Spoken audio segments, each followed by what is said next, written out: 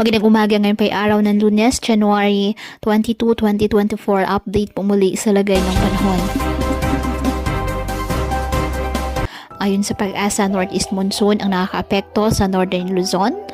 At sa ngayon, meron po tayong isang low pressure area na minomonitor sa labas ng ating PAR.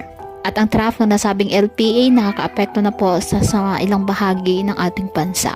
Mababa naman sa ngayon chance nitong pumasok ng ating area of responsibility, ngunit patuloy pa rin natin na i-monitor. Ngayong araw, dahil po sa northeast monsoon, asahan ang maulap na halangitan na may mahihinang pag-ulan sa Apayao, Batanes at Cagayan kasama na ang Babuyan Islands.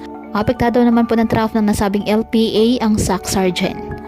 Ang Ilocos Region, nalalabing bahagi ng Cagayan Valley at nalalabing bahagi ng Cordillera Administrative Region, asahan ng bagyang maulap hanggang sa maulap na halangitan na may mga isolated light rains dahil po sa amihan. Apektado ng localized thunderstorms ang nalalabing bahagi ng bansa kasama na ang Metro Manila. Kaya patuloy po natin na pinag-iingat ang ating mga kababayan sa bantapon ng mga pagbaha at pagguho ng lupa at ugaliin na magdala palagi ng payong o kahit anumang panangga sa ulan sa tuwing lalabas ng ating mga tahanan. At yan po muna ang update sa lagay ng panahon ngayong araw. Muli patuloy po tayo na mag-ingat at palaging tandaan, God loves you. Stay safe and God bless.